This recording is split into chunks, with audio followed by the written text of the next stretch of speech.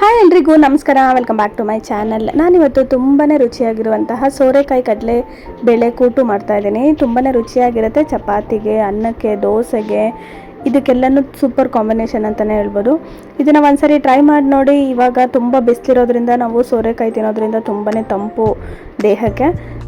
Miss ಮಾಡದೆ ಈ ರೆಸಿಪಿನ ಟ್ರೈ ಮಾಡಿ ನೋಡಿ, ತುಂಬಾ ಟೇಸ್ಟಿಯಾಗಿರುತ್ತೆ. ಇದಕ್ಕೆ ನಾನು ಒಂದು ಸೋರೆಕಾಯಿನ ತೊಗೊಂಡಿದ್ದೀನಿ. ಮೇಲಿರೋ ಸಿಪ್ಪೆನೆಲ್ಲ ಈ ಥರ ಪೀಲ್ ಮಾಡ್ಕೊಳ್ತಾ ಇದ್ದೀನಿ. ಮಾಡಿಕೊಂಡು ನಾನು ಇದನ್ನು ಸಣ್ಣ ಸಣ್ಣದಾಗಿ ಪೀಸಸ್ ಆಗಿ ಕಟ್ ಮಾಡ್ಕೊಳ್ತಾ ಇದ್ದೀನಿ. ಒಳಗಡೆ ಇರೋ ಭಾಗನೆಲ್ಲ ತೆಗೆದುಬಿಟ್ಟು ನಾವು ಪೀಸಸ್ ಆಗಿ ಕಟ್ ಮಾಡ್ಕೊಬೇಕಾಗತ್ತೆ. ನೋಡಿ, ಈ ಥರ ಸಣ್ಣ ಸಣ್ಣ ಪೀಸಸ್ ಆಗಿ ಕಟ್ ಮಾಡ್ಕೊಂಡಿದ್ದೀನಿ. ಈಗ ನಾನು ಕಡಲೆಬೇಳೆನ ಒಂದು ಅರ್ಧ ಅವರು ನೆನೆಸಿಟ್ಟಿದ್ದೆ. ಇದನ್ನು ನಾನು ಒಂದು ಕುಕ್ಕರ್ಗೆ ಹಾಕ್ಕೊಳ್ತಾ ಇದ್ದೀನಿ. 1 ಕಪ್ ಆಗುವಷ್ಟು ತೊಗೊಂಡಿದ್ದೀನಿ. ಹಾಗೆ ನಾನು ಸಣ್ಣದಾಗಿ ಕಟ್ ಮಾಡಿರುವಂಥ ಸೋರೆಕಾಯಿನ ಕ್ಲೀನಾಗಿ ತೊಳೆದು ವಾಶ್ ಮಾಡಿ ಹಾಕ್ಕೊಳ್ತಾ ಇದ್ದೀನಿ. ಹಾಗೆ ನಾನು ಇದಕ್ಕೆ ಒಂದು 1/4 ಟೇಬಲ್ ಸ್ಪೂನ್ ಆಗೋಷ್ಟು ಅರಿಶಿನ ಹಾಕ್ಕೊಳ್ತಾ ಇದ್ದೀನಿ. ಹಾಗೆ ಒಂದು ಸ್ವಲ್ಪ ಸಾಲ್ಟ್ ಹಾಕ್ಕೊಳ್ತಾ ಇದ್ದೀನಿ. ಹಾಗೆ ಒಂದು ಅರ್ಧ ಟೇಬಲ್ ಸ್ಪೂನ್ ಆಗುವಷ್ಟು ಎಣ್ಣೆನ ಹಾಕ್ಕೊಂಡು ಇದನ್ನು ಚೆನ್ನಾಗಿ ಮಿಕ್ಸ್ ಮಾಡಿ ನಾನು ಇದನ್ನು 3 ರಿಂದ 4 ವಿಜಿಲ್ ಬರೋದಕ್ಕೆ ಬಿಡಬೇಕಾಗತ್ತೆ.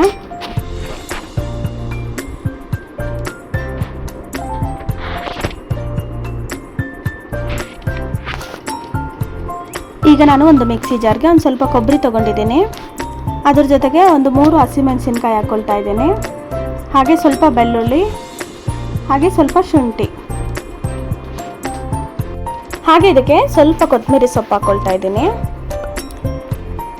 ಇದಕ್ಕೆ ಸ್ವಲ್ಪ ನೀರು ಹಾಕ್ಕೊಂಡು ಚೆನ್ನಾಗಿ ನಾವು ಇದನ್ನು ನುಣ್ಣಗೆ ರುಬ್ಕೊಬೇಕಾಗತ್ತೆ. ನೋಡಿ, ನಾನು ಈ ಥರ ರುಬ್ಕೊಂಡಿದ್ದೀನಿ. ಇವಾಗ ನಮಗೆ ಇದು 3 ವಿಜಿಲ್ ಬಂದು ನಮಗೆ ಚೆನ್ನಾಗಿ ಬೆಂದಿದೆ ಸೋರೆಕಾಯಿನೂ ಕಡಲೆಬೇಳೆ ಎಲ್ಲನೂ. ಇದನ್ನು ಸ್ವಲ್ಪ ಸ್ಮ್ಯಾಶ್ ಮಾಡ್ಕೊಬೇಕಾಗತ್ತೆ. ಸೊ ಗ್ರೇವಿ ಸ್ವಲ್ಪ ತಿಕ್ಕಾಗಿರಬೇಕು ಅಂದರೆ ನಾವು ಈ ಥರ ಸ್ಮ್ಯಾಶ್ ಮಾಡ್ಕೊಬೇಕು. ನಿಮಗೆ ಹಾಗೆ ತಿನ್ನೋದಕ್ಕೆ ಇಷ್ಟ ಆದರೆ ನೀವು ಹಾಗೇನೂ ಹಾಕ್ಕೊಬೋದು. ಸ್ವಲ್ಪ ಹೊತ್ತು ಹಾಗೆ ಸ್ಮ್ಯಾಶ್ ಮಾಡ್ಕೊಂಡಾದ್ಮೇಲೆ ನಾನು ಇವಾಗ ಒಂದು ಕಡಾಯಿಗೆ ಒಂದು 2 ರಿಂದ 3 ಟೇಬಲ್ ಸ್ಪೂನ್ ಆಗೋಷ್ಟು ಎಣ್ಣೆನ ಹಾಕ್ಕೊಂಡು ಸ್ವಲ್ಪ ಸಾಸಿವೆ, ಸ್ವಲ್ಪ ಜೀರಿಗೆ ಹಾಕ್ಕೊಂಡಿದ್ದೀನಿ. ಹಾಗೆ ನಾನು ಸಣ್ಣದಾಗಿ ಕಟ್ ಮಾಡಿರುವಂತಹ ಈರುಳ್ಳಿ ಹಾಕ್ಕೊಳ್ತಾ ಇದ್ದೀನಿ. ದಪ್ಪ ಈರುಳ್ಳಿ 1 ಕಟ್ ಮಾಡಿಕೊಂಡು ಹಾಕ್ಕೊಂಡಿದ್ದೀನಿ. ಹಾಗೆ ಸ್ವಲ್ಪ ಕರಿಬೇವು ಹಾಕ್ಕೊಂಡಿದ್ದೀನಿ. ಇದನ್ನು ಚೆನ್ನಾಗಿ ಫ್ರೈ ಮಾಡಬೇಕು. ಗೋಲ್ಡನ್ ಬ್ರೌನ್ ಕಲರ್ ಚೇಂಜ್ ಆಗೋವರೆಗೂ ಚೆನ್ನಾಗಿ ಫ್ರೈ ಮಾಡಿ. ಹಾಗೆ ಇದಕ್ಕೆ ನಾನು 2 ಟೊಮೊಟೊನ ರುಬ್ಬಿಕೊಂಡು ಇದಕ್ಕೆ ಹಾಕ್ಕೊಳ್ತಾ ಇದ್ದೀನಿ. ಅದರ ಪ್ಯೂರಿ ಹಾಕ್ಕೊಳ್ತಾ ಇದ್ದೀನಿ.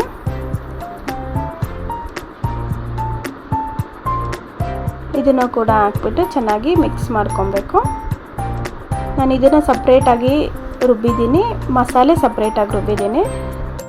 ಇದನ್ನು ಚೆನ್ನಾಗಿ ನಾವು ಸ್ವಲ್ಪ ಹೊತ್ತು ಫ್ರೈ ಮಾಡಬೇಕಾಗತ್ತೆ. 1-2 ನಿಮಿಷ ನಾವು ಇದನ್ನು ಫ್ರೈ ಮಾಡ್ಕೊಬೇಕು. ಅದಾದಮೇಲೆ ನಾನು ಇದಕ್ಕೆ ನಾವು ಮೊದಲೇ ರುಬ್ಬಿರುವಂಥ ಮಿಶ್ರಣನ ಹಾಕ್ಕೊಳ್ತಾ ಇದ್ದೀನಿ.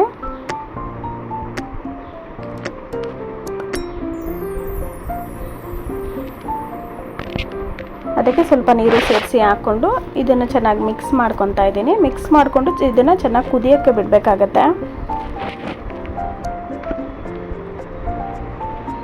ಹಾಗೆ ಇದಕ್ಕೆ ನಾನು ಸ್ವಲ್ಪ ಒಂದು 1 ಟೇಬಲ್ ಸ್ಪೂನ್ ಆಗೋಷ್ಟು ಚಿಲ್ಲಿ ಪೌಡರ್ ಹಾಕ್ಕೊಳ್ತಾ ಇದ್ದೀನಿ. ಹಾಗೆ 1 ಟೇಬಲ್ ಸ್ಪೂನ್ ಆಗೋಷ್ಟು ಧನಿಯಾ ಪೌಡರ್ ಹಾಕ್ಕೊಳ್ತಾ ಇದ್ದೀನಿ. ಹಾಗೆ 1/4 ಟೇಬಲ್ ಸ್ಪೂನ್ ಆಗೋಷ್ಟು ಗರಂ ಮಸಾಲ ಹಾಕ್ತಾ ಇದ್ದೀನಿ. ಈ 3 ಹಾಕ್ಕೊಂಡು ಚೆನ್ನಾಗಿ ನಾವು ಲೋ ಫ್ಲೇಮಲ್ಲೇ ಇದನ್ನು ಚೆನ್ನಾಗಿ ಕುದಿಸ್ಕೊಬೇಕಾಗತ್ತೆ. ಇದಕ್ಕೆ ಸ್ವಲ್ಪ ಸಾಲ್ಟ್ ಕೂಡ ಹಾಕ್ತಾ ಇದ್ದೀನಿ. ಸಾಲ್ಟ್ ಮೊದಲೇ ನಾನು ಸೋರೆಕಾಯಿ ಜೊತೆಗೆ ಕುಕ್ಕರಲ್ಲಿ ಬೇಯಿಸೋವಾಗ ಹಾಕಿರ್ತೀನಿ. ಸೊ ನೋಡಿಕೊಂಡು ನಾವು ಸಾಲ್ಟ್ನ ಹಾಕಬೇಕಾಗತ್ತೆ.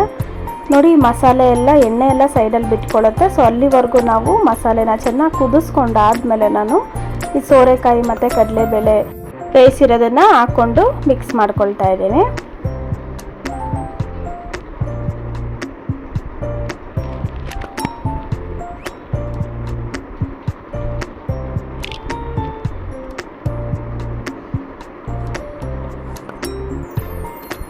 ಚೆನ್ನಾಗಿ ಮಿಕ್ಸ್ ಮಾಡಿಬಿಟ್ಟು ನಾನು ಇದನ್ನು ಒಂದು 5 ಮಿನಿಟ್ಸ್ ನಾನು ಹಾಗೆ ಲೋ ಫ್ಲೇಮಲ್ಲೇ ಕುದಿಯೋದಕ್ಕೆ ಬಿಡ್ತಾ ಇದ್ದೀನಿ.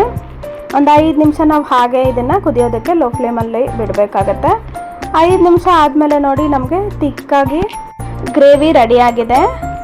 ಸೋರೆಕಾಯಿ ಕಡಲೆಕೂಟು ನಮಗೆ ತುಂಬಾ ಚೆನ್ನಾಗಿ ರೆಡಿಯಾಗಿರುತ್ತೆ.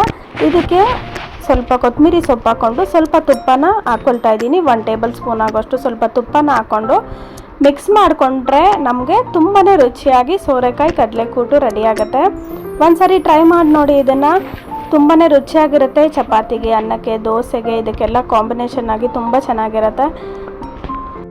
ನಿಮಗೆಲ್ಲರಿಗೂ ಈ ರೆಸಿಪಿ ಇಷ್ಟ ಆಗಿದೆ ಅಂತ ಭಾವಿಸ್ತೀನಿ. ಈ ವಿಡಿಯೋಗೆ ಒಂದು ಲೈಕ್ ಮಾಡೋದನ್ನು ಮರಿಬೇಡಿ. ಹಾಗೆ ಹೊಸಬ್ರು ಯಾರು ನನ್ನ ಚಾನಲ್ನ ನೋಡ್ತಾ ಇದ್ದೀರೋ ದಯವಿಟ್ಟು ಸಬ್ಸ್ಕ್ರೈಬ್ ಮಾಡ್ಕೊಂಡು ನೋಡಿ. ಹಾಗೆ ಈ ವಿಡಿಯೋನ ಆದಷ್ಟು ಶೇರ್ ಮಾಡಿ, ಹಾಗೆ ಹೈಪ್ ಕೊಡೋದನ್ನು ಮರಿಬೇಡಿ. Thanks for watching. See you in the next video.